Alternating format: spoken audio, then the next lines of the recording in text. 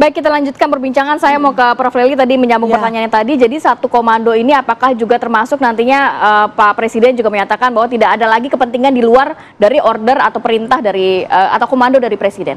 Iya, betul. Jadi yang ada tuh visi dan misi Presiden, bukan visi dan misi menteri, wakil menteri, dan seterusnya. Partai politik, begitu? Dan partai politik terutama. Karena kalau itu terpecah belah, maka patronnya jadi banyak. Nah, apalagi nih di Kementerian Pak Prabowo sekarang kan ada beberapa menteri yang notabene adalah bawaan dari pemerintah sebelumnya, Presiden Jokowi. Artinya sekarang kan relasi patron kliennya sudah berubah. Kalau dulu Pak Prabowo sama mereka sama-sama menteri, tapi sekarang presidennya kan Pak Prabowo. Nah, ini juga visi dan misi yang harus disatukan dalam kelompok yang kemudian menjadi bagian dari pemerintahan Pak Prabowo, Kabinet Merah Putih. Kabinet Merah Putih ini kan sebenarnya reinkarnasi dari koalisi Merah Putih di 2014 ketika Pak Prabowo juga mulai bertanding gitu di dalam kontestasi politik ini. Jadi tadi pertanyaan yang dikunci oleh Rati sebelumnya bahwa apakah ini akan efektif. Nah, inilah nanti yang akan diukur. Jadi ini adalah menanamkan kedisiplinan dalam satu komando yang saya katakan meskipun tempatnya seperti kawah candera di muka, tapi kan tadi dikatakan happy aja atau apa tadi romantisan. Nah, kita lihat saja nanti. Tapi di antaranya kayaknya dikombinasikan deh dari model-model gaya komunikasi politik kepemimpinan. Pak Prabowo pengen juga mendengar. Kemarin ada perintah nih, kalau nanti di kementerian Anda ada anak buah Anda yang tidak bekerja, laporkan, pecat saja. Di pihak lain kalau menterinya tidak bekerja, Pak Prabowo akan pecat saja juga, sudah ada ultimatum. Nah, jadi tentang efektif tidaknya nanti kan ada pretest dan posttest namanya. Nah, posttestnya entah itu 100 hari atau 6 bulan. Lebih bagus 100 hari menurut saya, karena bagaimana mereka digembleng dari pikiran, perasaan, dan tindakan hari ini, berangkatnya hari ini ya jam 1-an katanya ya. Mudah-mudahan ketika mereka mulai masuk itu langkahnya sudah sama. Jadi kalau ada nanti belok kanan belok kiri, tiba-tiba ada yang belok kiri, ada yang belok kanan, seperti emak-emak kalau lagi bawa motor, yang kiri atau kanan jadi beda kan. Nah, itu yang tidak boleh. Ya, sekarang kita mau ke Mas Nova, tapi kita mau hadirkan terlebih dahulu pemirsa data ataupun analisa dari masyarakat, respon dari masyarakat mengenai pembekalan di Akademi Militer di Magelang. Banyakan positif atau negatif nih respon dari netizen ya? Jadi ternyata dari sebelum hari ini, sebelum pembekalan ini ternyata juga sudah cukup banyak respon dari netizen. Cukup banyak responnya, termasuk saya salah satu netizen yang juga memberikan respon. Apa negatif atau positif nih? Siap gitu, belum langsung siap kan? Siap kalah. Iya, karena kalau ngelihat rundown ya, Mas, kalau kita lihat rundownnya ini juga selain ada pembekalan-pembekalan, ada malam keakraban, romantisasi seperti yang dikatakan. Tapi yang menarik ini juga ada kemudian agenda baris berbaris begitu. Yang kalau mindset saya nih sebagai masyarakat melihatnya, wah ini kayaknya militerisasi sekali ya. Sebenarnya mau apa sih dengan baris berbaris atau gerak jalan itu? Ke saya apa ke Mas Nova? Ke Mas dulu. Baik, ke Mas Nova kita nunggu data. Data dikeluarin. Iya, seperti kita bilang tadi, kan ada acara olahraga, ada acara baris berbaris, kemudian ada acara memahamkan bahwasanya memang setiap orang itu punya kepentingannya masing-masing, ya kan? Tetapi yang paling pokok adalah kita menyadari bahwa kita punya kepentingan nasional. Nah, kepentingan nasional ini yang selalu ditekankan oleh Pak Prabowo. Pak Prabowo memahami bahwa ini terdiri dari berbagai macam partai politik, golongan, dan lain sebagainya. Tetapi kalau orang sudah menjadi pejabat publik, itu dia harus betul-betul bekerja untuk kepentingan nasional, untuk melayani seluruh masyarakat, pemimpin bagi seluruh rakyat Indonesia. Nah, apa yang mau dibentuk di situ, kemarin kan waktu konferensi pers di Istana itu kan sempat tuh dijelaskan sama Pak Hasan Nasbi. Tim semacam total football ya. Yang total football itu artinya tim yang mempunyai kemampuan maju dengan baik, menyerang dengan baik, kemudian bertahan dengan baik, dan itu membutuhkan stamina yang panjang. Jadi fisik yang kuat gitu loh. Nah, itu kan kita sudah lihat kemarin ya, Mbak Rati sama Mbak Kenan ya. Selama 4 hari ini ya. Jadi tanggal 20 itu Pak Prabowo bangun subuh, sembahyang, habis itu ke DPR, pelantikan, pidato selama 1 jam ke istana, bertemu dengan para dubes, menemui masyarakat, kemudian beliau naik mobil, kacanya dibuka, sorenya ketemu lagi dengan masyarakat di istana, malamnya rapat, kemudian malamnya pengumuman kabinet, kemudian terus. Jadi dari pagi sampai malam itu tanpa berhenti. Staminanya sangat kuat.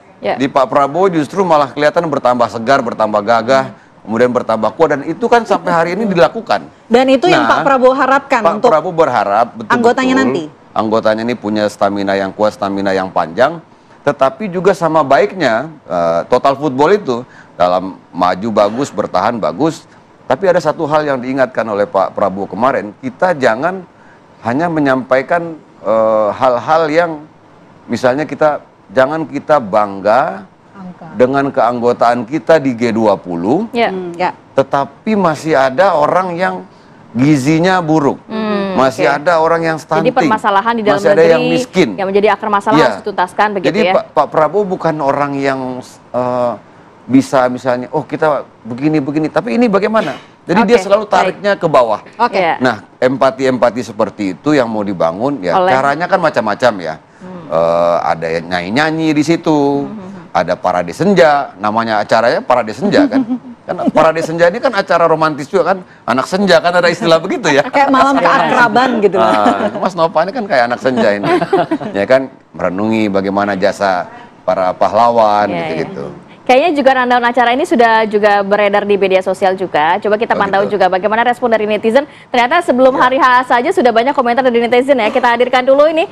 Komentarnya cenderung positif atau negatif kepada Akmil yang ada narasi negatif, ada narasi positif. 60% ya, lebih banyak positif ya. Jadi peningkatan kerjasama tim, kemudian pentingnya sesama visi dan misi.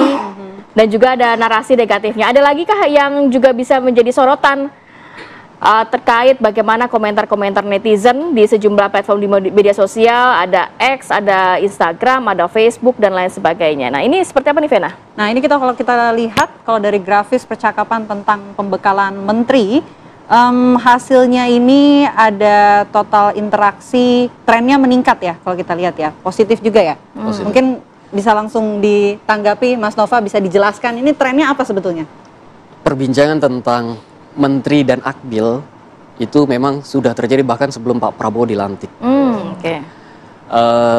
Dan puncaknya terjadi kemarin tuh, ketika Pak Prabowo memimpin rapat kabinet perdana, lalu dia menyinggung tentang ini. Langsung orang bertanya-tanya, ini apa nih maksudnya? Belum lagi kemudian ada kabar dibagikan baju seragam lapangan hari ini. Gitu. Pembekalan hari ini. Untuk pembekalan hari ini. Nah, itu juga tuh, wah ini jangan-jangan di Akmil nanti kegiatannya semi-semi militer kayak gitu kan. Nah, itu juga ya, itu yang membuat orang bertanya-tanya, sebenarnya apa yang nanti akan terjadi di sana. Tapi responnya kebanyakan positif ternyata ya? Kebanyakan responnya positif. Itu di semua platform? Itu di semua platform, semua positif. Sebagian juga netral ya. Yang positif ini kebanyakan selain mendukung juga penasaran apa yang akan terjadi di sana. Saya nggak sabar menunggu melihat Caimin memakai baju seragam gitu, lalu menjadi dandruk kayak gitu. Ada push up-nya, ada larinya gitu kali seperti ya. Itu. Lalu juga, wah ini kalau buat pas AHY, buat Pak Teddy, ini kalau 3 hari sih cuma, ya ini kecil aja ini, udah biasa. Sekaligus juga ada yang mengkhawatirkan, karena tidak semua anggota kabinet itu kan usianya prima ya. Ada juga yang sudah katakanlah agak sepuh kayak gitu.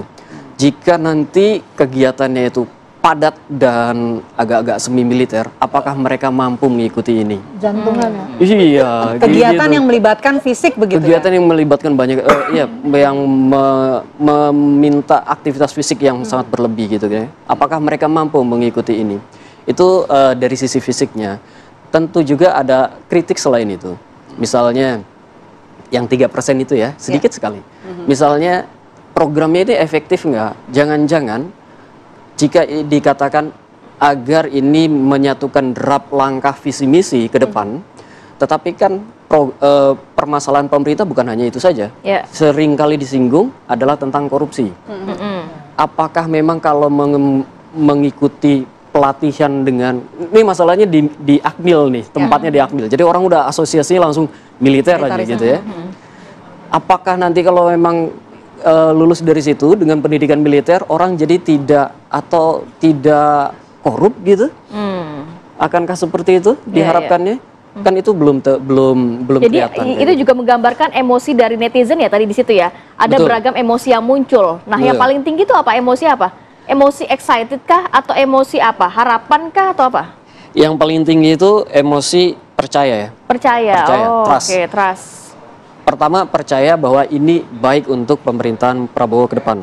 Tapi juga ada yang tidak percaya. Kalau saya baca sedikit, tidak yakin, misalkan yang tidak percaya nih, tidak yakin pembekalan dengan gaya militer memiliki hubungan dengan kemampuan bekerja dan anti korupsi. Itu kepercayaannya. Jadi distrustnya ya.